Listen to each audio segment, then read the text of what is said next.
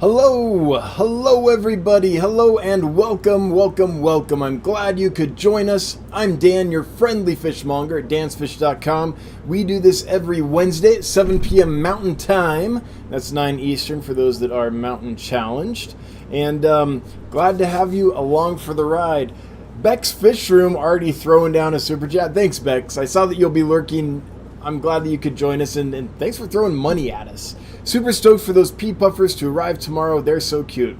They are. And I think you're going to like them. So let us know how they arrive. But it's a solid batch. Those are a fat and sassy batch of pea puffers. So I think they'll do well for you. So before we get along too far, we're going to start with our shipping report. I'll give you a little update on what's going on at the warehouse. And then we have an exciting giveaway from an anonymous donor.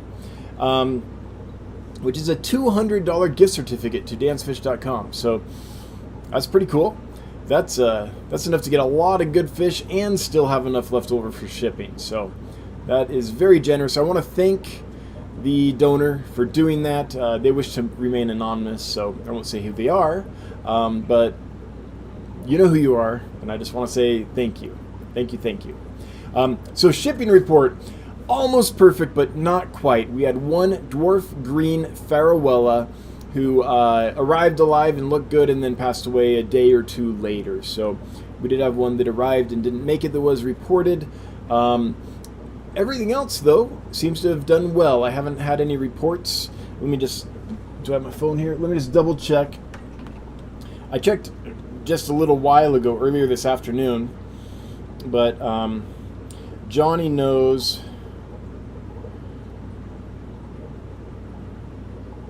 Okay, Johnny knows to tell me right before the stream to send me a text to let me know if there's anything like, last minute for the report. And there's not. It's just the green Farewella. So dwarf green Farewella, really sad because that's a super rare fish that's hard to come by. And I've liked them ever since I saw, was it Ivan Mikolji, who did a little video of them a few years ago. They come, I believe they're kind of from the Pantanal region, so basically that big Amazon swamp, if I remember correctly. And I was really intrigued by them, so it was neat to get a batch in. I've enjoyed them a lot, and I'm really sorry that fish didn't make it for that customer. Arrived alive, but didn't make it long term. So, but besides that, everything looks good. So I think that's the report. Let's talk about the giveaway, which is pretty awesome. $200 gift certificate to Dan's Fish. And I haven't decided on what the hashtag should be for that. I was going to do anonymous, but then I was like, no, that'll be hard to spell. We'll have a lot of errors. So I was wondering if we could hive mind this. If you guys have some ideas for what the giveaway hashtag should be, go ahead and throw them in, and I'll keep an eye on the chat for a minute or two and see if we can come up with something better than anonymous, which I think is really cool, but again, I think there'll be so many spelling errors. So, Mystery Man? Maybe it's Mystery Man. What's like, there's like fairy tales, right, where people give stuff anonymously, and what would that be? Let's see. Who done it? I like it. That's it. Who done it? Yeah. Except for I don't think people will know how to spell that one either. But I like it. Thanks, Coolio. Thanks, question mark. That's what we're going to do. I think that's what we'll do. Anon is good. Thanks for being awesome. Hashtag tacos. Texas Fish Room. Did you mistake me for Corey? I'll take it as a compliment. Hashtag AKA. Hashtag incognito. Incognito might... I think people could spell incognito. Let's do that. JJ. Oh, jeez. Hashtag give punchy fish. I like incognito. I think people could spell incognito. So, hashtag will be hashtag incognito.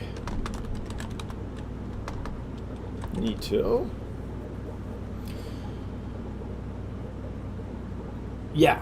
All right.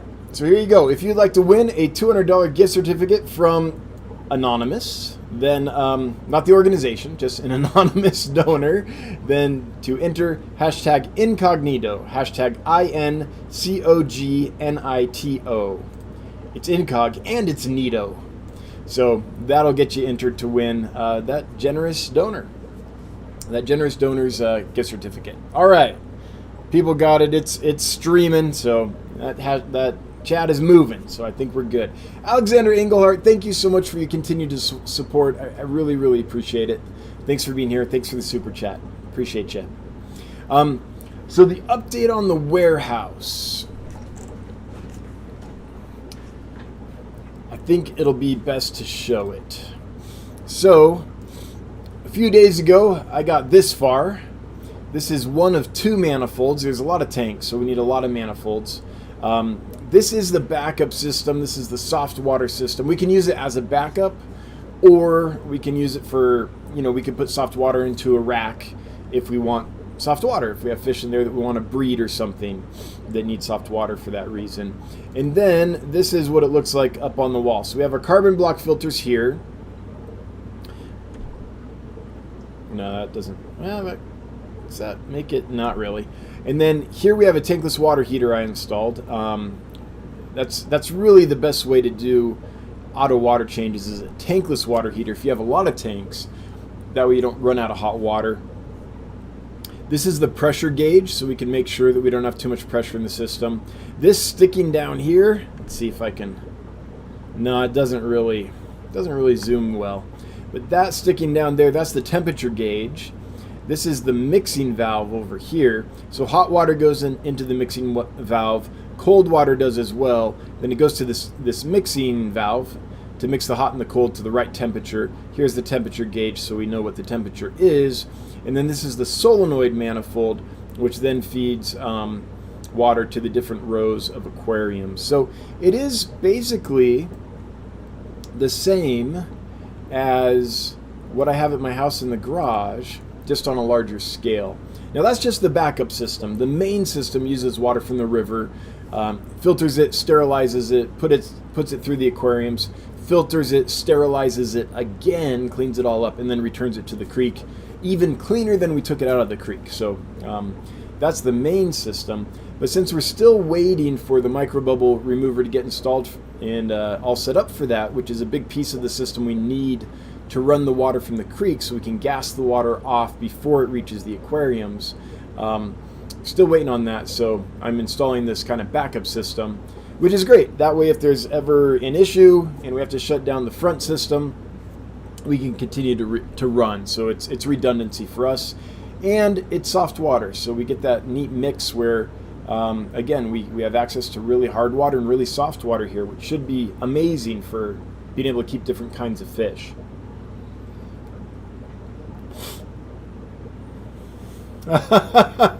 Freshwater dreaming, right temp, put hand in tank, put hand under faucet. Yeah, that's about right.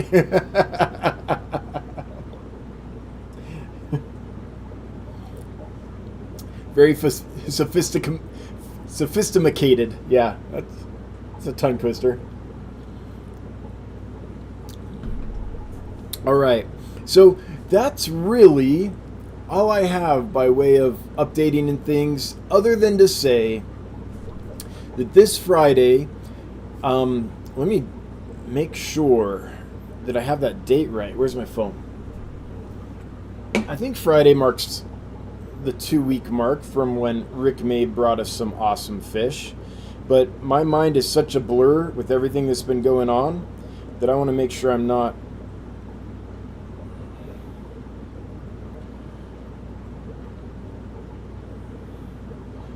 messing that up. Okay, just give me 1 second. I don't even remember time anymore.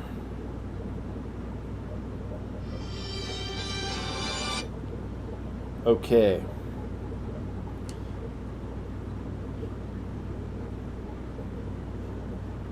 Sorry for the bad television, I know.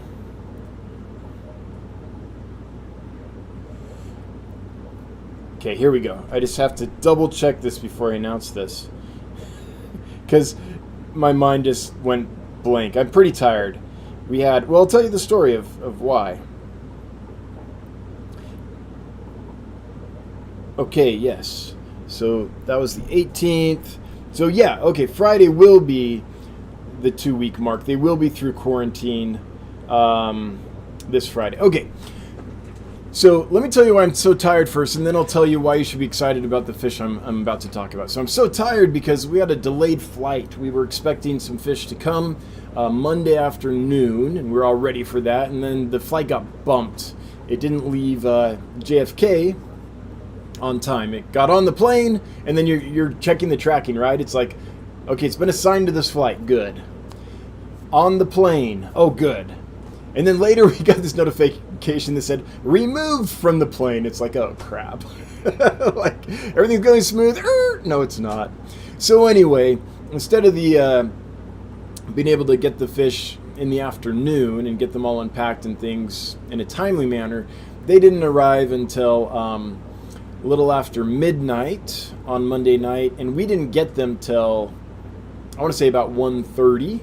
It's a 2-hour drive back, so we get home at about 3:30, and then we have to unpack all the fish. So no sleep pretty much Monday night, and I'm old. I mean, I'm some of you have me beat, admittedly, but I'm old. When I was a kid, man, I have a paper due tomorrow? I just stay up all night and write it and turn it in and be fine, right? Go to rehearsal the next evening, no problem. But now I can't. So I'm still recovering from that. So on top of having my normal camera brain, I'm also just like jet lagged. And there's a lot of physical work today. So I spent all day working in the warehouse, up on ladders, climbing through rafters, all that stuff to get get all the water system installed, the backup water system, the soft water system, that's what we'll call it. So I'm just tired. So anyway, time is like a thing that is hard for me to... I'm like, how long ago was that? Was that yesterday? Was that 3 years ago? I can't remember. But anyway, that's why I'm a little more dumb than usual today, which is saying something, because I can be pretty dumb on the huge. But anyway, Rick May, a couple weeks ago, brought us some amazing fish. Rick breeds and raises the best CPDs, Celestial Pearl Danios, or Galaxy Rasbors if you prefer, that I've ever seen. I've been doing this for years. They come, they're fat, they're solid, they're sassy, they're great. CPDs are something I love, but I always like bite my nails a little bit when I import them because it's so hit and miss. Sometimes they come in and they're in great shape, not as good as Rick's, but they look good. And other times they come in and they have the pinched bellies and they're emaciated, and it's like, oh man, why doesn't the supply chain take better care of the fish, right? So I get them from Rick whenever I can because without fail, they're fat, they're sassy. They're bred in the United States and raised. He drives them up and hand delivers them to me. So really good CPDs. So if you've been looking for Celestial Pearl Danios, Rick's are the best I've ever had. Also orange Venezuelan corydoras that he bred and raised, as well as corydoras sterbai, as well as double red, or is it orange flash? Anyway, a really cool Epistogramma cockatoides. I think it's the double red, or I'd have to look at exactly which one it is. Again, camera brain and tired, bad combo. But anyway, if you've been wanting any of those species or have ever tried them and not had success in the past, I bet Rick's will do well for you. They're rock solid. So anyway, those will be released Friday. So not a ton of species, but really high quality fish for sure. And the prices are very reasonable for that kind of quality. So that's all that I've got going on in my neck of the woods. So let's find out what's going on with you guys. If you have a question or a comment for me, if you would make it @DanceFish so it highlights and turns these bright yellow boxes, these bright orange, yellow, colors are hard. These bright orange boxes are what I look for, and they get that way by typing @DanceFish or #DanceFish, no space. And that's what I'll look for. Before I do that, though, I want to thank my moderators for being here and making this chat work, managing everything so I can just concentrate on talking to you guys, and they can put the ban hammer on anyone that misbehaves. And I encourage them to do that. I firmly believe that 1% of the people cause 99% of the problems, and that life's not worth the stress. And then since the moderators are all volunteers, it's got to be fun for them. So be good to the moderators. Don't harass them. Don't make their life hard, or they have instructions to just ban you. And they have full authority to do so. But on that positive note, let's get to your questions and comments. U.S. Scraper. Any recommendation for caves for breeding my L471s? I have a group of 9 or 10. First of all, awesome. That sounds amazing. A nice group of those. As far as caves, I don't have any experience raising those. So there might be someone here who can talk to you more knowledgeably about those. But I would say it's just more a size thing than anything. They're going to want to squeeze into a little crevice. So there's some breeders that are like those, kind of square tile caves. There's some that like the water spikes. I personally, my favorite are kind of the more compact, squished down ones, because they're really looking for a crevice to squeeze into, kind of, right? They like to feel the cave on their top and their bottom and their sides, right? They like to feel that they're in a tight enough space that if they needed to, they could flick out their fins and really and puff up their body and really wedge in there if a predator's trying to get them out. So something like that. That's my only thoughts, though. Again, no personal experience actually breeding and raising that species. But in general, that's what plecos are going for. They want to be able to puff up their body and be tight in that space so that they can't get pulled out by a predator, basically. But besides that, I don't have much for you. Well, another thing with Hypensistrus is current can be important. How the current is, like if you have a power head in the tank, how the cave is oriented towards that for breeding success can be quite important. And I don't know the optimal angle or whatever, but I know that information's out there, so that might be something else to look into. Not just what kind of cave, but its orientation with the current. Kelly Foreman, hey, thank you so much for the super chat. My summer tub empire is complete now. I need fish. Do you think you will get in more Miyuki rice fish? They are so cool. I do. I tried ordering them last time and did not receive them. They are definitely top of my list. Anytime I see them available, I order them. Unless I already have some. But anytime I see them available and I don't already have a good batch, I order them because they're my favorite rice fish as far as the Medaka types go. So I will keep trying. I do plan on next week. So I have some exciting news. So I placed a massive order. It's a very, very large order of amazing rainbow fish and plecos that will be here towards the end of June if all goes well. Like a lot of money. Like over $200,000 worth of amazing fish.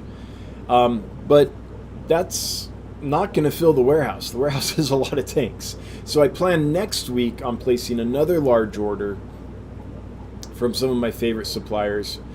And I'm hoping to get rice fish on that order. I'll place it next week. It will arrive the week after that. So we're about 2 weeks, a week and a half out from that actually landing. And then there's still the 2 weeks of quarantine. But we are... we're hoping to get that done pretty quick here.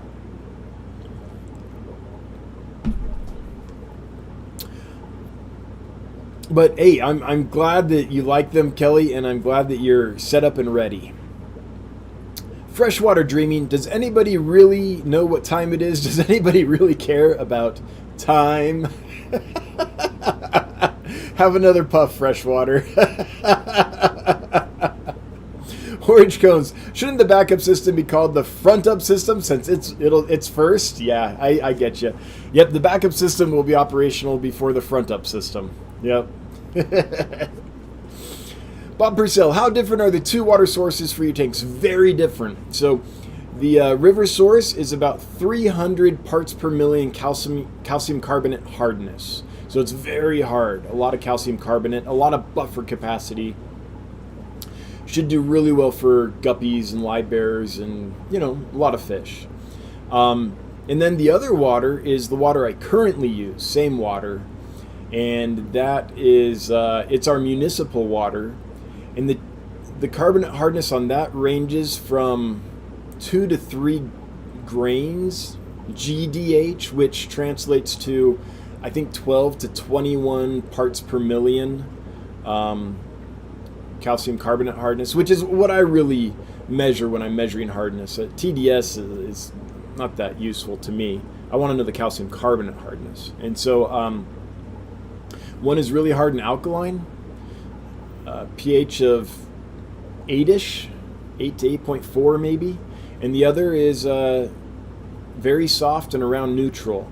I've seen it as low as 6.6 and as high as like 7.2, but that's looking a little test strip. So it kind of really, it's probably around 6.8 to 7 depending on the time of year. So around neutral and soft. So it's going to be a great mix of water. I really like my soft water. Like my whole life I've dreamed of having soft water because so many fish breed so much better in soft water. And when I was doing mostly breeding, that would have been great. But now that I'm doing a lot of bringing fish in and quarantining them and reselling, basically, it's not as good because when fish have gone through the stress of the supply chain to get to me, the hard water actually really helps with the recovery.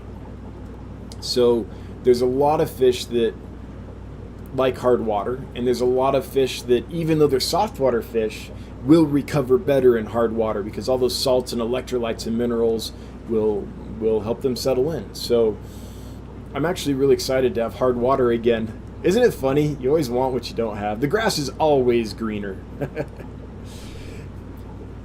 John Keith Gardner, can I have tips on raising stir-by cories? I have 4 that just had eggs. Well, Rick, are you in here? If so, would you tell John Keith how to raise them? The raising of the cories, so it's all about, in my experience, it's all about live food, really. Like success with raising fish fry of almost any kind, with consistency and raising large numbers of the batches, not having a few survived out of 100. No, I want like 90 to survive out of 100, or 100 to survive out of 100. So consistently raising high percentages of batches of eggs once they're hatched. Since the question is about raising, I'll skip the hatching and the egg incubation and stuff for now. The raising really has to do with, for me, live food and clean water. It's those two things. For cories, baby brine shrimp's good.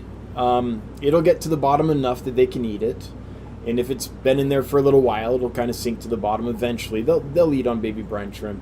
Microworms are great because they sink. Those are 2 good ones. There's others as well. But basically, if you can keep live food in front of them and change their water, let's say you're a typical person with a full-time job. Then maybe when you wake up, change the water, feed them. I don't know how early you wake up before work, but if it's a couple hours, then right before work, change the water, feed them. Go to work. If you can get back on your lunch break, change the water, feed them. If not, we all get it. It's okay. When you get home from work, change the water, feed them. When you go to bed, change the water, feed them. Right? It's really that. And when I say change the water, if you're keeping the babies in, like, let's say it's just a little plastic, like shoebox type container, I would dump out all the water I could without having the babies get out, like 90% of the water, and then refill it with fresh, stabilized, gassed off water from the tap. So clean water from the tap, but that's been stabilized. If you do that, you're keeping food in front of them, you're keeping it clean, they'll grow really quickly. If you don't, it's always going to be hit and miss. You might have a few survive if you try powdered foods or egg yolk or any of these other things. For almost every fish, it's live food and clean water. Now, there are exceptions, like bushy-nosed plecos, right? You can feed them pellets, and they'll scrape on those right away. Give them zucchini coins, and they'll eat those right away. But still, it's food in front of them all the time in clean water. So it's really no different for the store-by cories. Congrats on breeding them, and I hope that's helpful. I really do.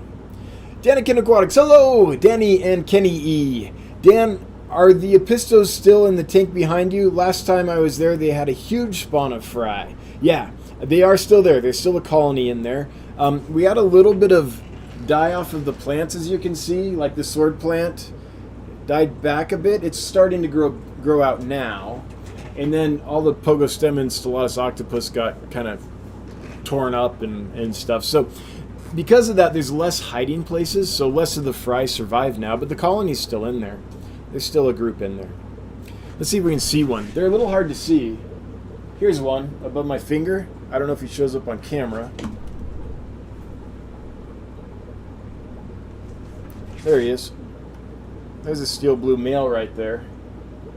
And there's others in there. I just don't see them at the moment. All right, let's see if we can get the camera back how it was, because I was looking good. Well, as good as a guy like me can look. All right.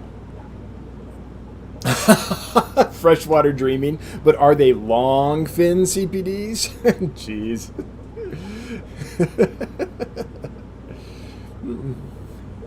Now, does that actually exist? I don't think that fish exists, but, prove me wrong. U.S. Scraper, any oh, I already got that one. Luigi is better. Best font on Luigi. Would you guys ever consider selling more native fish like green and rainbow darters or some sort of hog sucker? I'm having a hard time catching darters in my local creek. Yeah, I absolutely would if they're legal in my state. I really like orange throat darters a lot. Unfortunately, I think they're native to the eastern part of the state, so I'd have to check with my local fish and wildlife guys to see if I could do that or not. I like green darters a lot. Absolutely, I would. The thing about native fish is I keep my water in the high 70s. So at the warehouse, that's what we're going to keep it, 78, 79 degrees. So there are natives that might be too high of a temperature for. And if that's the case, I can't keep them. But there's also a lot of natives that can take temperatures up there. They're native waters. You can swim in comfortably in the summer, right? So they can get up in the 80s, some of them. But they just have to be able to take that temperature. And I love natives, so I'd be interested. That being said, there's not a great supply chain for native fish. There's Florida flagfish. There's a few here and there, some rainbow shiners, megalotus, the long-eared sunfish you can find commercially. There's a few, and oddly enough, a lot of them that are for sale in the fish trade in the United States are bred and raised in Asia, like Indonesia and stuff. So it's funny to get native fish. Sometimes they're brought in from Asia. The red shiner is another, what is that, Lutrensis or something like that. That one's available sometimes. So there's a few, but in general, besides just a few, there's not much in the supply chain for native fish. You'd have to go out and catch them yourself or something like that. Or I would have to go catch them myself or something like that. So, yeah, I like them though. I'm a freak for native fish. I really like them. Geek boy, I'll have to drive up with my peacock gudgeons when they grow up. The second batch have been hatching since yesterday, and there are already new eggs in the cave. All right. Yeah, if you could churn out a bunch of peacock gudgeons, that is a fish that I will buy. I like that fish a lot. Kyle C. CPD's going very strong 7 months later. They are the real deal. Yeah, I mean, Rick May's CPD's best I've ever seen. I'm glad yours are doing well. Thanks for not making me a liar. Actually, Dan, I bought those, and I mean, if you did have trouble, though, let us know, but I haven't heard any complaints about those CPDs. Tamara Sirois? We'll go with that. I cannot wait to get my mini snowballs tomorrow. I got my tracking, and I'm so excited. I'm excited for you. I mean, I don't know. Can you do like an unboxing reaction video? I love it when people unbox the fish and they're excited. Yeah, they're a cool fish. I think you're really going to dig them. By the way, I've been doing an experiment because there's so much trouble with the 471s and the 201s. And there's a lot of times when 201s have been sold as 471s. I'm confident that's not the case here. The breeder I get them from is very careful about he's a conservationist in a lot of ways. But I've done an experiment. There is one that I've had now for over a year. I've just been growing one out to see if it'll grow into the right species. And looking at it, I really do think it's a 471. So doing a little thing on my end just to confirm, because how horrible would it be if, like, after selling these for a couple years as 471s, we all find out they're 201s. But again, I'm confident that's not the case. But I've got some that are pretty good size now. Well, they're not that big. They don't get that big, but maybe about 2 inches. And it's cool to see them when they kind of adult up. They still got a little growing to do, though, I think. I've only had them for, like I said, maybe about a year. Orange Cones, plans a trip to Wyoming to hijack a shipment. Yep. Yeah, well, I mean, hope you have a big truck, because it's a lot of boxes. If you came to hijack a shipment, Orange Cones, we'd just put you to work. I'd be like, hey, could you put these in tank C1? It's over there. W. Marion, any chance you can order tin Winnie Danios, gold ring Danios, or Burmese Danios? I have a dozen but would love more. Beautiful, unique, mild Danio. Yes, I do plan to bring in gold ring Danios, yes. I call them tin Winnies, but yeah, all those names, for sure. And they are fantastic, absolutely. A lot of these fish, like the tin Winnie Danios and the Miyuki rice fish, are on the lists often, but it doesn't mean they always show up. In the tin Winnies, they're often on the list, but sometimes the price point is a little crazy. So 2 things have to happen. It has to be a good source that I trust. The price point has to be okay, that I can resell them at a cost that the market will bear. And they have to actually show up when I do order them. So, but yes, that is one that I like a lot and will bring in again. Max Vera Frank, hi Dan. Do you think a keyhole cichlid would be a good centerpiece fish for a 20-gallon long? And will you have them back in stock again anytime soon? Max, I do think a keyhole would be a good fish for that size tank as a centerpiece fish, yes. And yes, that is one that I would be bringing in if I, again, saw a group from a source I trusted at a price that makes sense and they actually show up. Attican, is it better to ship fish using tank water or dechlorinated tap water? Not tank water.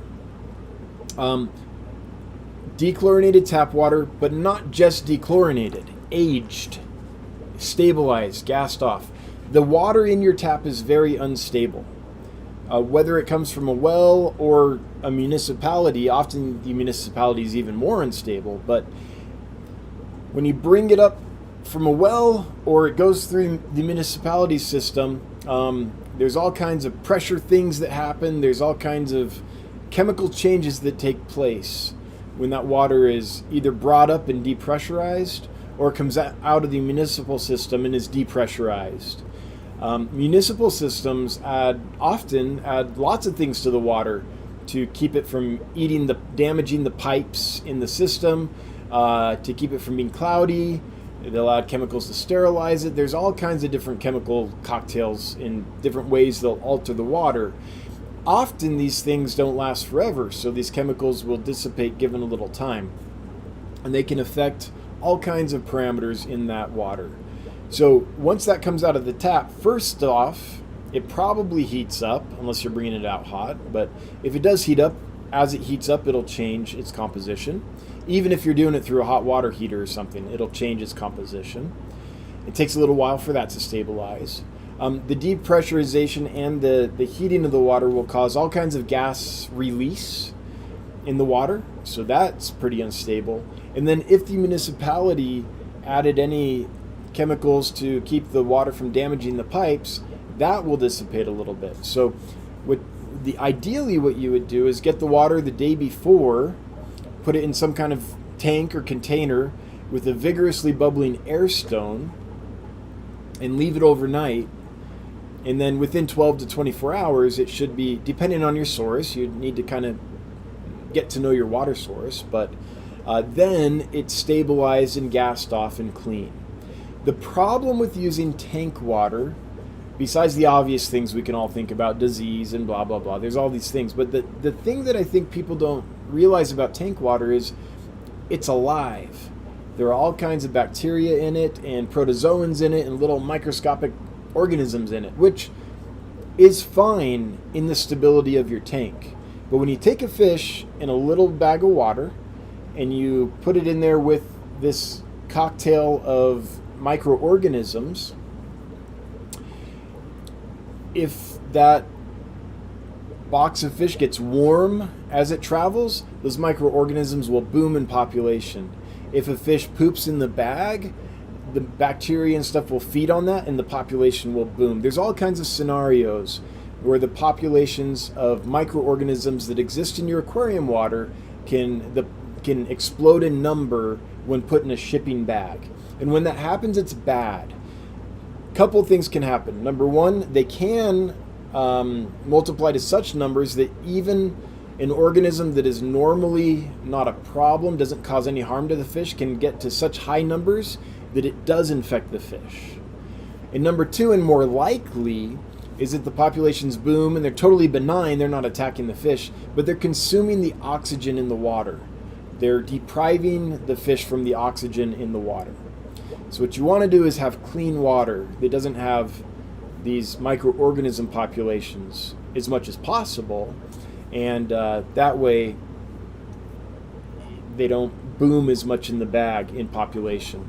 So that's Attican, the thoughts behind that.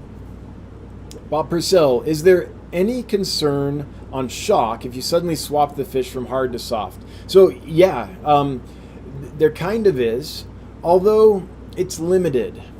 So I get fish from all over the world, from all kinds of different water sources. And when I put them in the tank, I float the bag closed up for temperature acclimation if the fish are not struggling for about 10-15 minutes, and then the water in the bag's about the same temperature as the water in the tank. Then I take the fish right out and put them straight in the tank. So if they're coming from hard water, they're going into soft water. And sometimes at other points in my life when I've lived in hard water locations, if they're coming from soft water, they're going straight in hard water. Usually it's not a problem, and I find it a much more effective way to acclimate than the drip and all those other things. So can it happen? Yes. But do I ever see it happen? Very, very, very, very rarely. And if a bag comes in and it's a different temperature than the aquarium, but the fish are obviously super stressed in there, there's high ammonia, they're gasping, any of that stuff, then I don't even temperature acclimate them. I get them out of that poison water and put them right in the tank. And I find that is much better than getting them up to temperature and keeping them in that poison while that happens.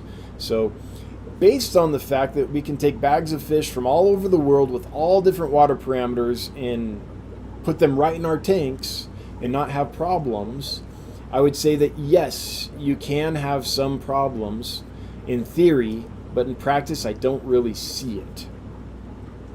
One caveat to that: it's much easier for fish to go from soft water to hard water. It's much harder for fish to go from hard water to soft water.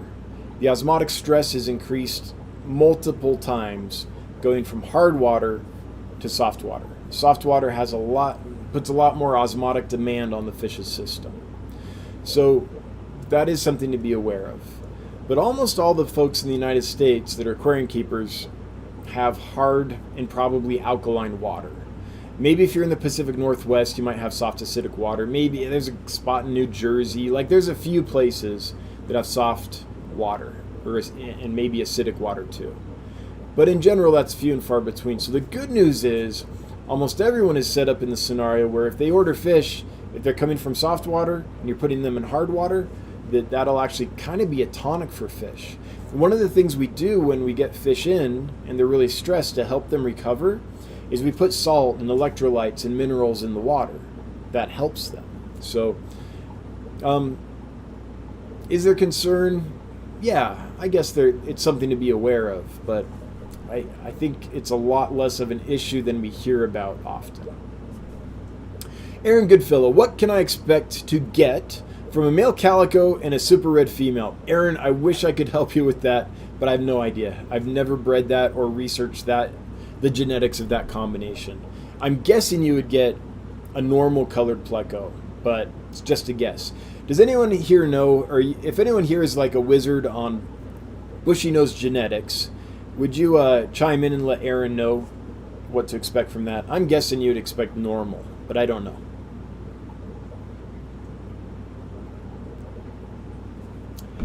Tricky question here. Any suggestions for hair algae eaters in a 20-gallon?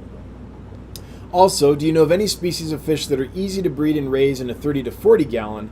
I haven't had any experience with live food yet. Okay. Let's take the easier question first. As far as any species to breed in a 30 to 40 gallon, there's thousands. And if live food is not something you're able to do at the moment, I would suggest starting with live bearers or bushy-nosed plecos, something like that.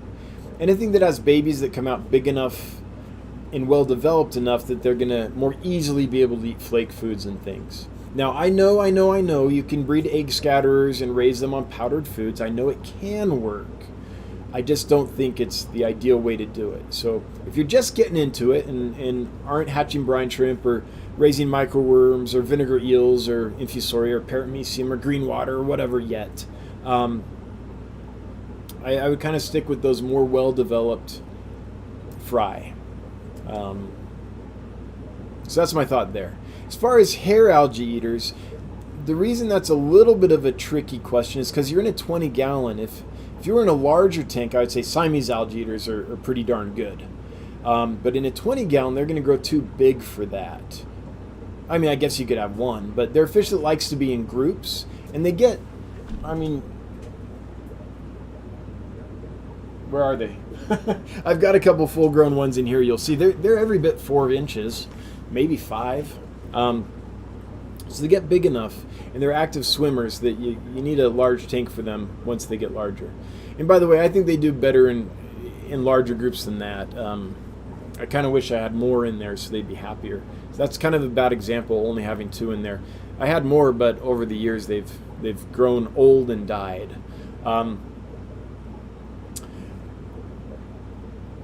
So I would say in a tank that size, since you can't have Siamese algae eaters, Florida flagfish are good hair algae eater. However, they're aggressive, nippy little buggers, so I don't know what else is in the tank. But they're not going to do well with most other fish species, not long term. Or maybe they will, but the odds are that you could have issues. So what I would say to do in a tank like that is remove as much as you can manually. Get a toilet brush, stick it in there, twirl it around. A clean one, not one that's been used on the bathroom, and or a toothbrush or whatever, and that'll get a lot of it out. And then I think a mono shrimp might be the move for a 20-gallon. If you got like several mono shrimp, that might work for you. Now, if you don't mind scuds are an amazing algae eater. They would mow that hair algae down pretty quick. So if it's a tank that you can have scuds in and they won't instantly be eaten by the fish or whatever, scuds are the best algae eaters I've ever encountered. But fish will eat them, so if there aren't a lot of hiding spaces and stuff, they might just become fish food. And also they can outcompete Caridina and Neocaridina shrimps and things, so that's something to be aware of. So they're not for every tank, but I love them for algae eaters. Bunny Viper, hey Bunny Viper, hopefully the alkaline/acid high school dance example last week wasn't too confusing. Hopefully that worked for your mom. I thought of it later that night and I was like, oh, I could have explained that so much better. I was just having fun with it though. If you had to change water like the rest of us, oh yes, I don't change water. No, Nigel. Would you prefer to do a large water change or 10 to 20% more often? What's your personal belief? The way I would generally do it is 30 to 50% around once a week when I was doing it. That's how I did it. Now, if you're putting water straight in from the tap, maybe that large of a water change isn't good, especially if you're not gassing off and stabilizing the water first. I mean, sometimes when I did discus, I would change the water once to twice a day, like 90%. But in general, like a normal tank with normal fish, 30 to 50% once every week is about what I would do. Now, if I was in a situation where I was using a python or something and it was hooked up to my sink, and the way I filled my tank was just straight from the tap, then I would say that smaller water changes more often is the way to go, because then you're not putting in unstable water in such high quantities that you're less likely to have problems. If you dump a whole bunch of unstable water in there, you don't always have problems, but one day you will, unpredictably. US Scraper, your Morgunda video helped me spawn and raise my Morgunda. Oh, I don't even know the species. Adspersa. Hey, I'm glad to hear it. Those videos are, I don't know, the stuff I like to do, people don't necessarily like to watch. Oh yeah, look at that one. Adspersa. That's a cool, and look at this gudgeon, folks. Ooh, look at that picture. Man, Aquarium Glacier knows how to take a picture. Look at that. They caught all the rainbow highlights on the side. Dang them. They make that fish look good. Anyway, congratulations, and I'm glad that it worked. Yeah, that's a case where you put a ton of work into a video and then like not that many people watch it. It's kind of a bummer. But I get it. Like gudgeons aren't the most popular fish, so I get it. But anyway, whether it's popular or not, I'm glad it helped you, US Scraper, and may you have many happy spawns of your Morgunda. Stephen Marvin, is it hard to find black rice fish? Not for the last few weeks. They're on several lists right now and have been for a few weeks. I haven't brought any in because, unfortunately, that particular list or those lists haven't had enough species that I wanted to bring in to make it worth doing an order from them, because I have to bring in pretty good quantities of fish when I place an order. So sometimes there's like, it kills me every time when this happens. Sometimes there's like an amazing fish that a supplier has, and I'm like, yes! And then I go through the rest of the list and I just can't find other fish to complement that order so I can get enough volume of fish to make the order worth it. Because when you're doing things, my business model anyway, you have to do things that kind of, there's a higher scale of fish you have to bring in. But yeah, they're around. Like several suppliers have them and have for a few weeks.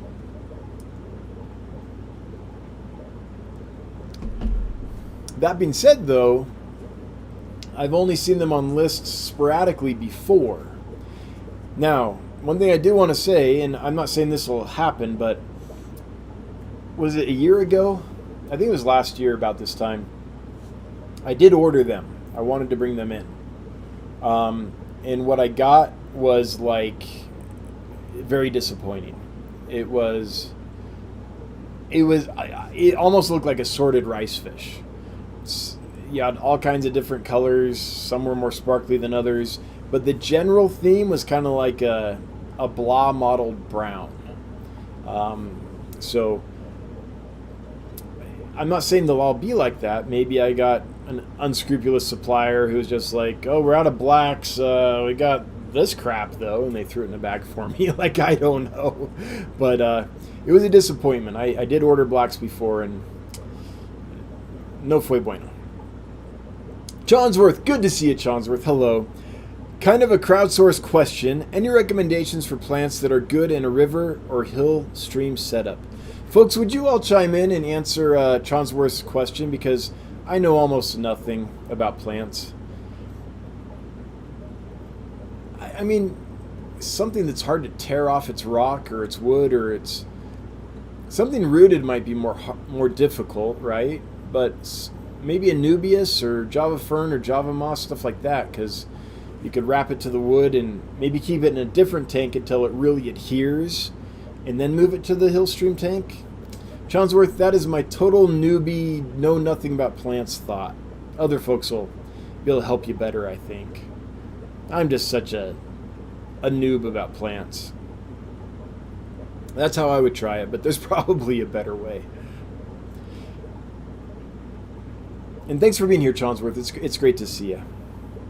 For those that are just joining us, there is a $200 giveaway from an anonymous donor, which is very generous for tonight's live stream. And to enter it, it's hashtag incognito, hashtag INCOGNITO, incog and nito. It's a fun word. There's certain words that are just fun to say. Mountaintop Puffer Keeper, hey Matthew, hope you're doing well. Are internal breeding boxes like this a good way to raise fry? The puffer fry stay in them for water quality and temperature stability. Easier for me to use the whole tank volume. I would say if it's working for you, then yeah, they're a great way to do it. I've never tried them. The only ones I've tried are the ones that are, is it Aqueon, where they hang on the tank and they're powered by like air, so there's continuous fresh water coming in and going out. But dude, if they're working for you and you can raise puffer fry in them, then I would say they must be primo, because puffer fry are hard. And I hope those are doing well for you, your little babies. Tamara Siros, for some reason cannot get CPDs to live. You can get Ricks to live. If you can get other fish to live, you can get Ricks to live. CPDs, and this is true for a lot of fish. A lot of fish that are a problem fish for someone aren't actually a problem. The supply chain's the problem. That fish has just had a rough go of it. But if you can find that fish from a good source, like a local breeder or something like that, they'll probably do great for you. And Rick CPDs have done great for everyone I've sent them to in the past. So I think they'll do well for you. So sales pitch aside, I do like Rick and I do like his CPDs. But in general, lots of times people will say, I can't keep these alive. And then they'll try a different source and they'll find they can. So a lot of times it's a source problem. Anthony B., any interest in hobbyist bred red-breasted dwarf acara? Yes, absolutely. Please send me an email. Hello@dancefish.com. HELLO@dancefish.com. Let us know your quantity and what price you would like. We generally pay 25% shipped of what we can charge retail. Pete the Geek, what bottom feeder scavenger would you recommend for a discus tank?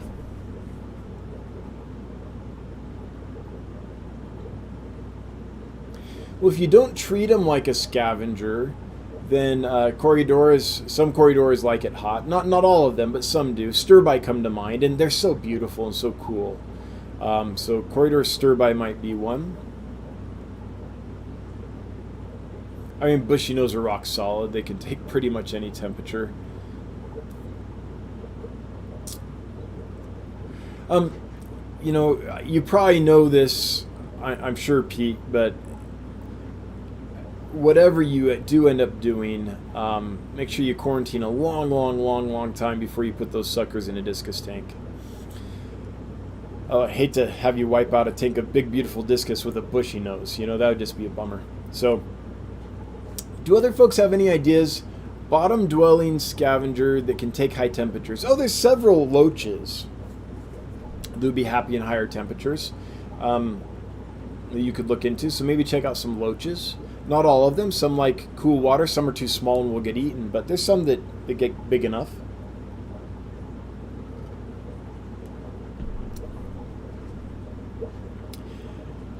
All right, rockin' fish. Hey, good to see ya, Dave.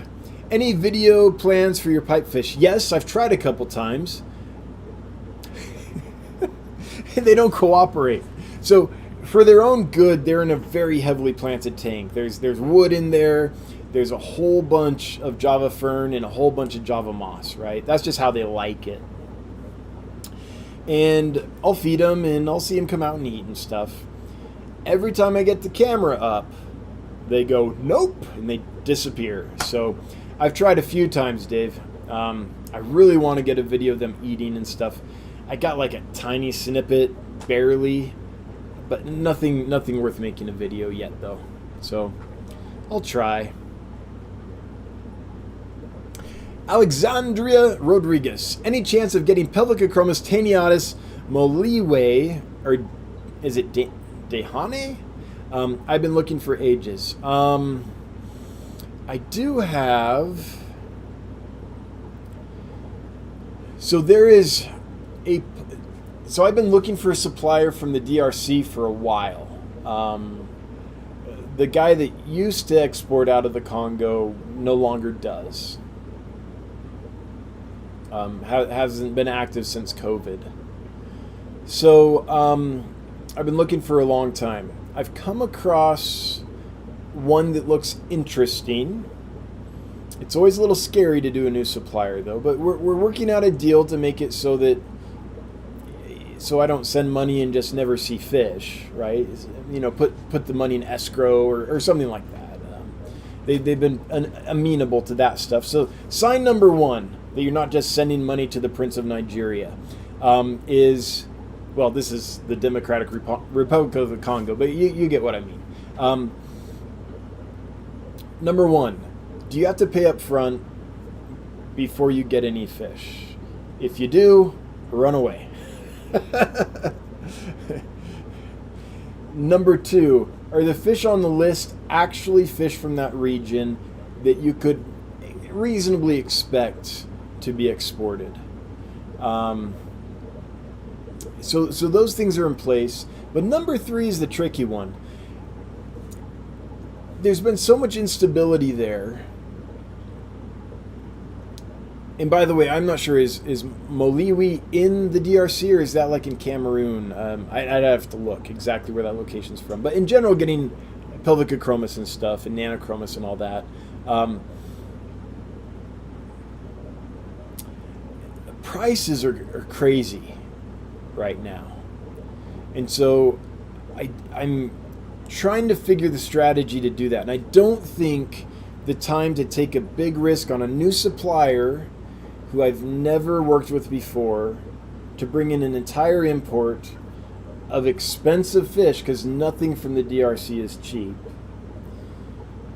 I don't think the time to do that is right when I'm also taking the big risk of this move to the new warehouse. I think I need to get in the warehouse, get fish in there that I know will do well from suppliers I trust, get a few cycles of selling through, and then I can take a risk on a new seller when there's some like cash flow going and some money in the bank.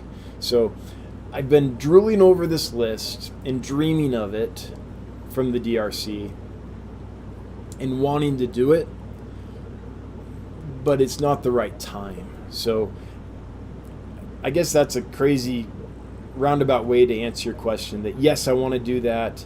I can't remember if those exact locations are on that list or not. But it's a tricky time right now. And I've been hoping to get an exporter from Cameroon as well.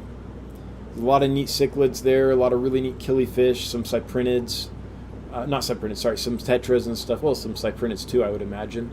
And I have a friend that went and collected in Cameroon recently, and some other folks did, and they did a presentation recently where they talked about their experience, and I was hoping that they would have met someone or seen an export operation or something they could connect me with, but unfortunately nothing like that exists there right now. There was a dude that exported from Cameroon, but he hasn't been operational in years that I know of. I haven't been able to get in touch with him for a long time, and I haven't found anyone else. So there are certain parts of the world where either there's so much instability that you never get the supply routes, and things aren't settled enough for people to be like, I'm going to start an operation doing this. That happens frequently. So there's a lot of places I'm still trying to figure out how to get fish from where I used to be able to, but things have changed. Luigi is better. Do you think Mad Toms would do good with pygmy cories, like specifically the least Mad Tom? These guys stay pretty small, but I don't know. Yeah, so I'm familiar with Mad Toms. What I don't know without looking at one is how big its mouth is in comparison to how big a pygmy cory is. So temperament-wise, I think they would get along just fine. But if the Mad Tom's mouth is big enough to suck down a cory, it's going to try to do it. So, but if you can find a cory big enough that it won't get eaten, then yeah, I don't think they'd be a problem. Well, let's think temperature. Mad Tom's like really high flow, and I can't remember if that Mad Tom likes it cool or not. So I guess size and temperature would be the things to think about. Well, and flow rate. W. Marion, I have been basically raising hair algae to feed my scuds, but they are almost done with all I have. They prefer it over anything, but what should I be starting to switch to? They like zucchini. I'll take a zucchini, I'll slice it in half long ways, just so they can get to the flesh without having to get through all that skin. Stick it on a fork, drop it in my culture, and it'll be pretty much gone the next morning. So they eat half a zucchini a day. I'll also occasionally drop in spirulina pellets or even some carnivore pellets, give them a little meat. So I do supplement that with some other things. But their main diet right now is zucchini. You could do other things though, just any scrap vegetables pretty much. Maybe not onions and, that kind of really potent aromatic food, but leftover veggies, I think they would eat almost all of them, especially if they're lightly blanched or something like that. And if you can stick them on a fork so they sink to the bottom, even better. U.S. Scraper, you the best. Man, thank you. Hey, you're welcome. You're welcome. Glad I could help. Shoot, I'm trying so hard not to say So I got a comment a couple videos ago that was like, hey, love your work. You say a lot. And I was like, yeah, I know. And I'm just noticing the last few minutes how often I've been saying it this stream. Okay, New Mexico Aquatics. What is your opinion for upper temperature ranges for rice fish? Thank you. Oh, they can go high. So rice fish can take it cold, but they can also take it very high. Those breeders in Japan that are keeping them in little patio pots, basically, they can get over 100 degrees in the summer. Check out Ryo Watanabe, is that how you say his name? Does a video within the last few weeks, I think, of rice fish on patios, and you can see the temperature right there that they get to. So they're very hardy fish. They get cooler in the winter, but in the summer they can get pretty hot. Now, I don't keep them at over 100 degrees. I like to keep them in the mid 70s, upper 70s, somewhere around there. I've never tried them above 82. Well, I assume we're talking about Medaka type rice fish. There are other species of rice fish that come from other locations that like it really hot. Like the one from Lake Matano would be very, very happy at 82 degrees. Profundicola, same as well. So depends on the species of rice fish, but I imagine we're talking about Medaka types. W. Marion, the black rice fish I have are dark in the morning and not so much in the evening. Are these Medakas? I believe so. Are they black with a lot of little speckles on them, like glitter type speckles on them? If so, they're probably Medakas. But anyone can decide to call anything black rice fish. Common names aren't good differentiators, so I'm not quite sure, but I would suspect that they are. All right, I'm scrolling up because chat did the jumpity jumps. So just a moment. Here we go. Mountaintop Puffer Keeper. Thank you for the suggestion on the live food live tank talk with Mike Helwig. Yes, interesting updates to the book. Started my grindle worm culture to go with the white worms and the earthworms. Awesome. I'm glad it was useful. For those that have missed it, Masi, M-A-S-I, is a fish club, and they have a YouTube channel, and Mike Helwig recently did a talk on live food there, and Mike Helwig literally wrote the book on live foods. He knows what he's talking about. So if you're interested, it's worth a look-see. You know what I think we're going to do? Hey, Bunny Viper, we'll get to you next. I think we're going to do the giveaway now. It's 8:05. Let's do it now. That way everyone that comes in at the very end, just for the giveaway, will get their just desserts. Wahahaha. All right, so we're going to do it now. This is for $200, a gift certificate to Dance Fish in the amount of $200, generously donated by an anonymous donor, which is just cool. And the winner is Joyce Brown. Joyce, congratulations. You have 2 minutes to chime in. Let us know you're here. And then we'll get you some instructions on how to claim your winnings. But you do have to be present to win. And you have 2 minutes from the time that was drawn to chime in and let us know you're here. Bunny Viper, would Empire Gudgeons benefit from adding some dithers? They're always darting off. Any suggestions on compatible dithers? Thank you. Let's see. Well, normally I would say they'll settle in with time, but you've had those for quite a while. In my experience, Empire Gudgeons, like within a couple weeks, associate me with food and start coming to the glass and begging for food. So I haven't had that situation, not long term. I have had it with individuals with Empire Gudgeons when they're first arrived, but they usually grow out of it pretty quick. Well, let me think. I do have an Empire Gudgeon right now that is in a tank with other fish and is out and about, but I've also had it a long time, so I don't know if the dithers helped or if it just settled in.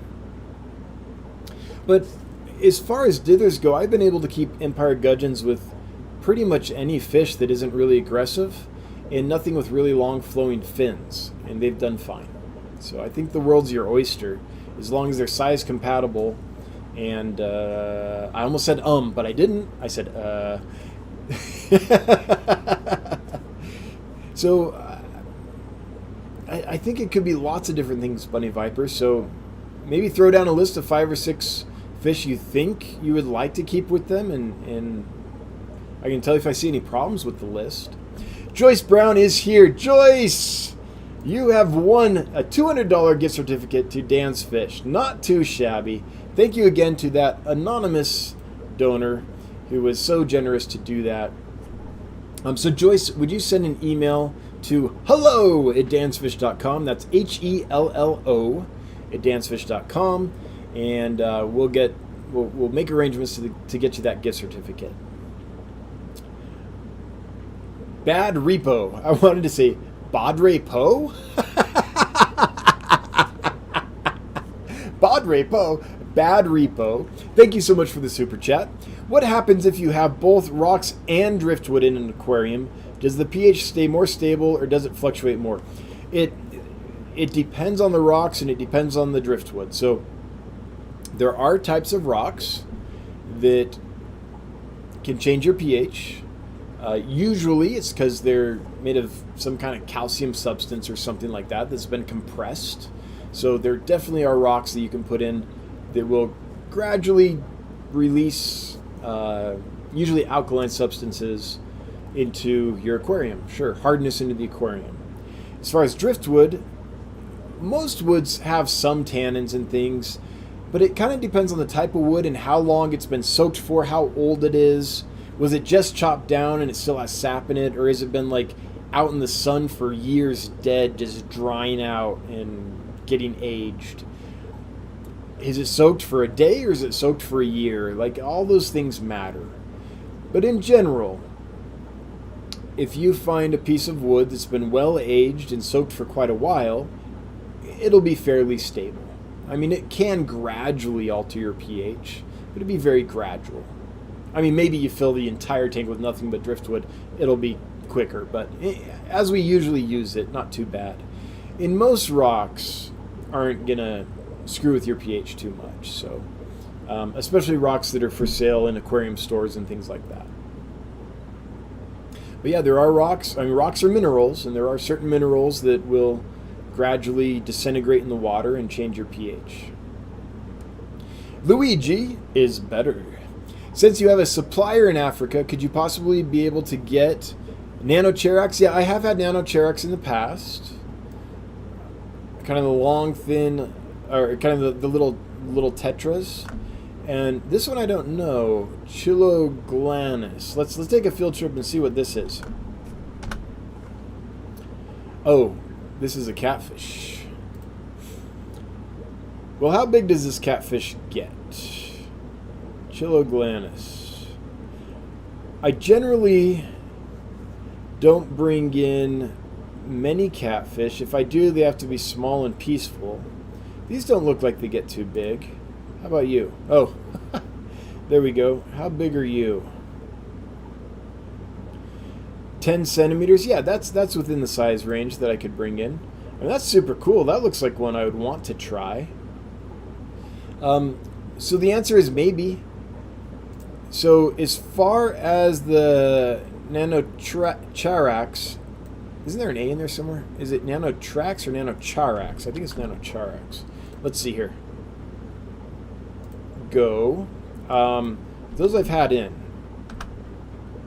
Nanocharax, yeah, okay.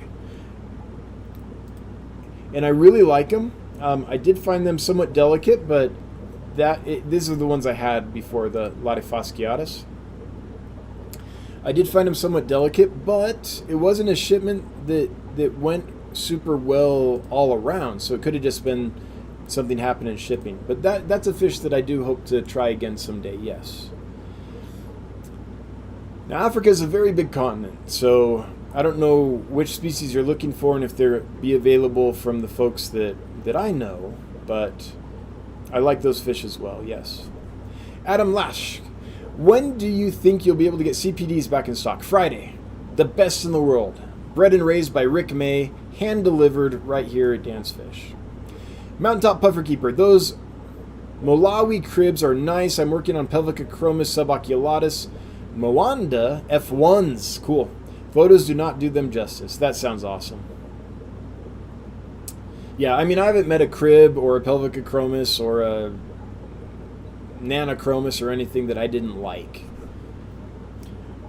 Orange cones. Maybe Random Arms can hook up an electronic zapper for auto zap you every time you he'll just pinch me. It's easier. I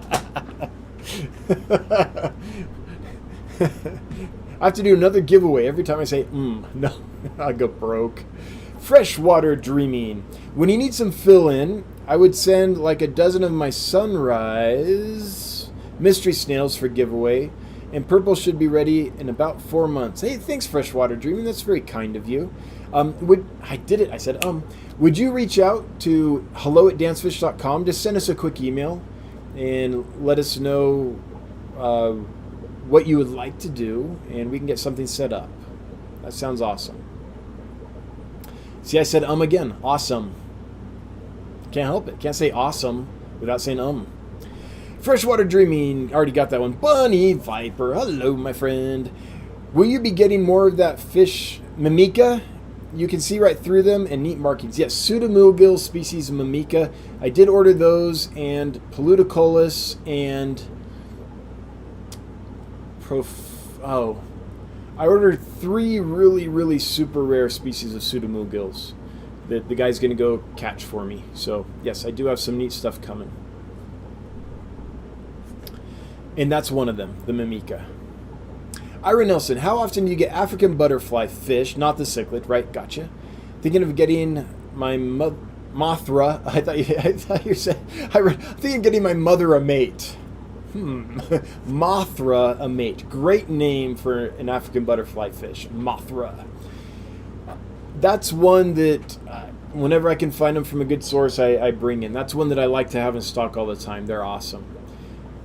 But I don't know when I'll be able to find some again, so I can't really tell you.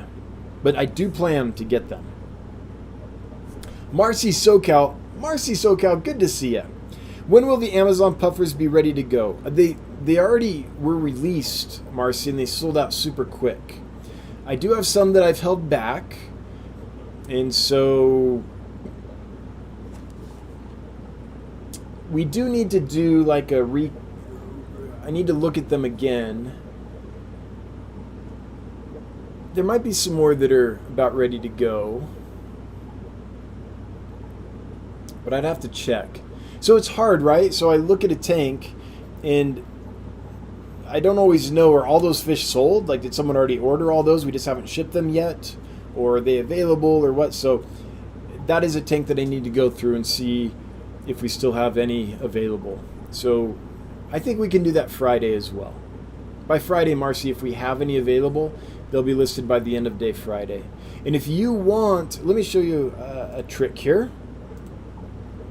If you want to be notified when they go available, then go to Dan's Fish, Puffer, and if you just click right here, this green button, add to wish list, now when they are listed for sale again, you'll automatically get an email letting you know that they're available. So that way you won't miss out.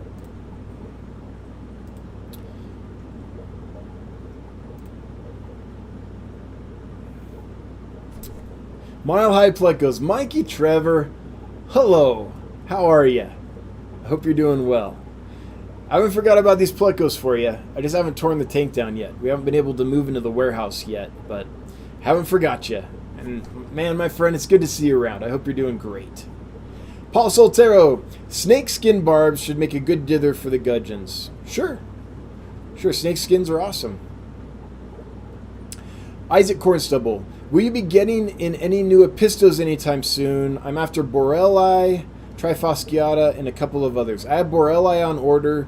I just got 2, maybe 3 more species in on, well, it should have been Monday, but it was Tuesday. So I do have a couple more coming up. See here, I don't have Trifasciata. I do have Borelli. I don't have them. I have them on order. And I have a couple that just came in, but they're a little, it's like the sunsets. I'd have to look up the scientific name. I'd have to look them up. I can't remember their scientific names right now. Wendy, any suggestion for fish that mix people may enjoy?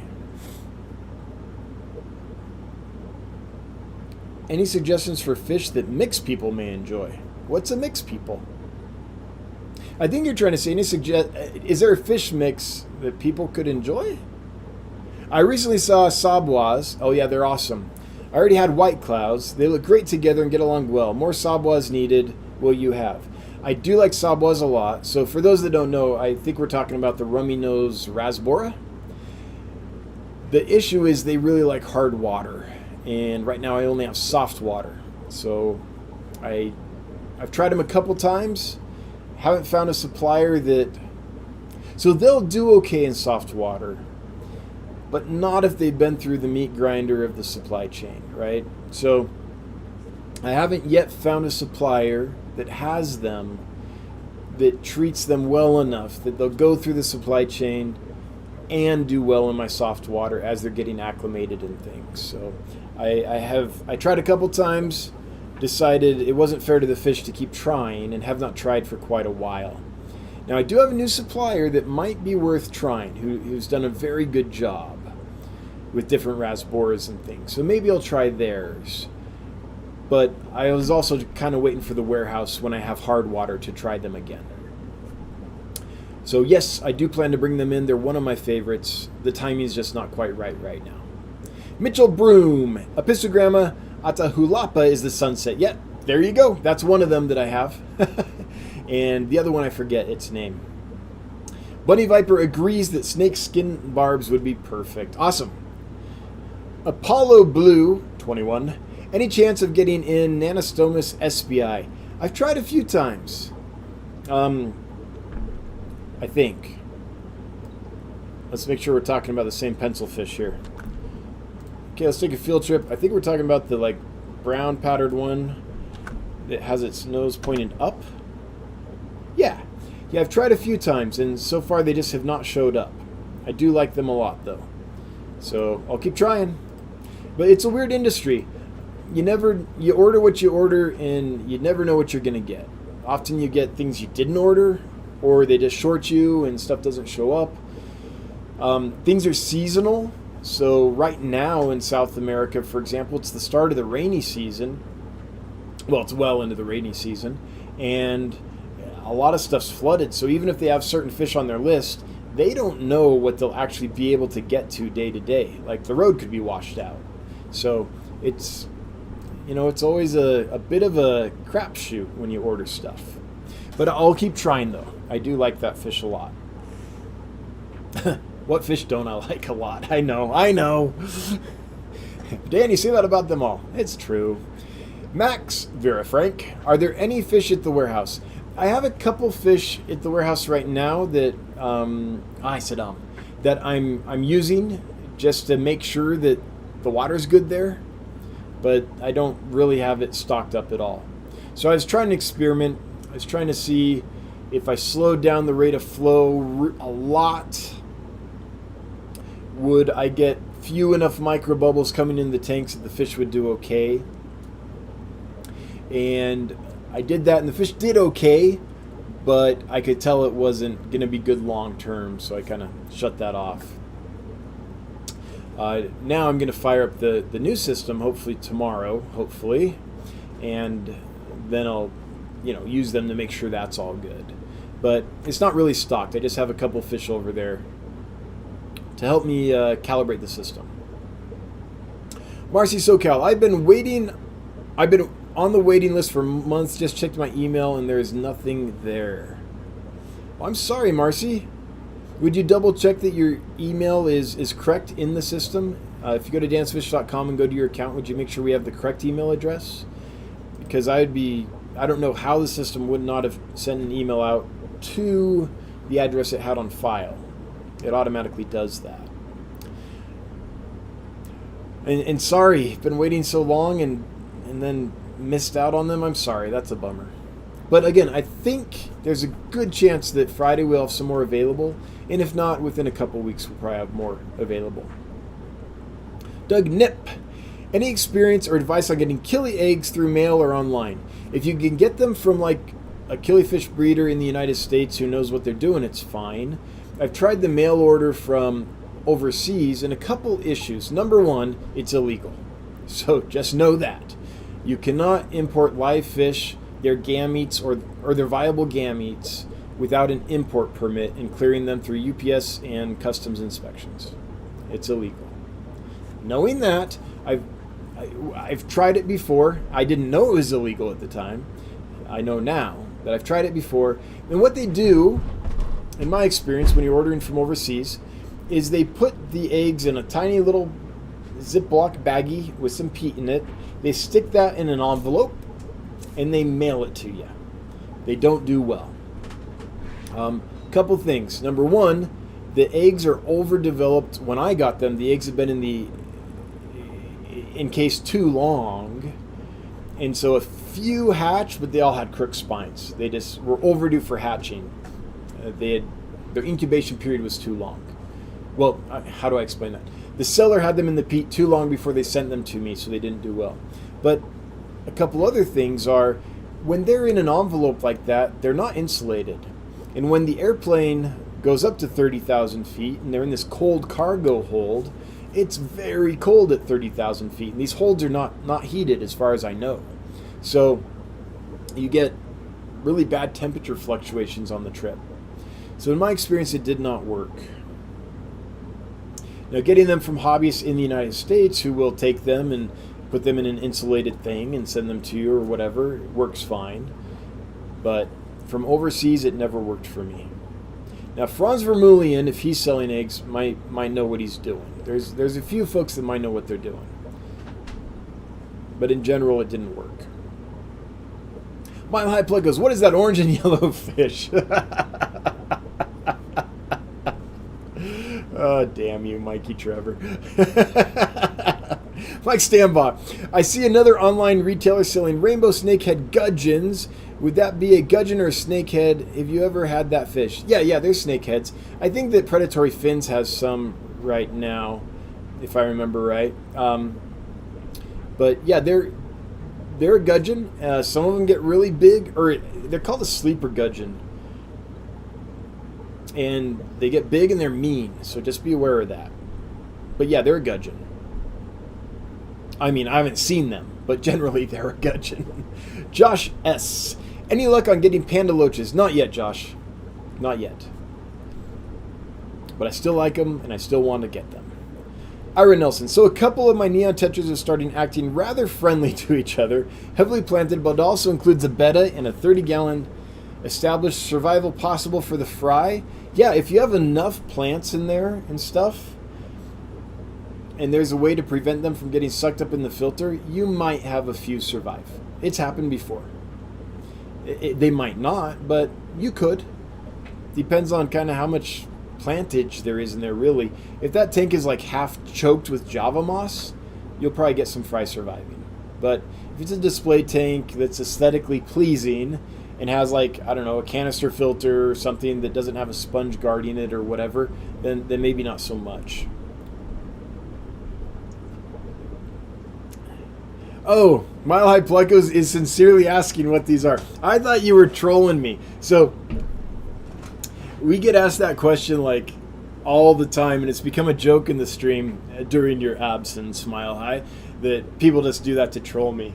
But these are gold roseline barbs. So they're the roseline barb, but the gold morph. And yeah, they're a smoking hot fish.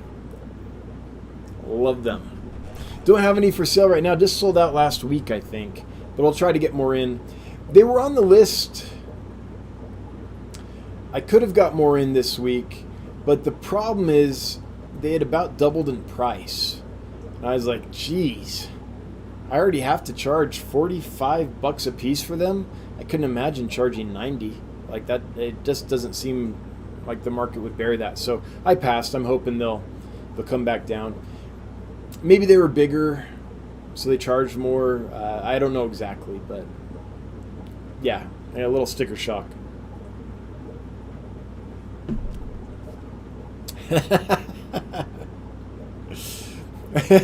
That's funny. The one time Mile High Plecos wasn't trolling me, I thought he was. Luigi is better. I'm going to the UK in a couple days, and I'd like to buy some fish there at Maidenhead Aquatics. How would I bring them back to the country without any problems or deaths? So, Luigi, you have to get an import license first of all. So they will stop you, and you'll have to go through Fish and Wildlife and Customs. And if you don't have an import license, then that could be a big problem.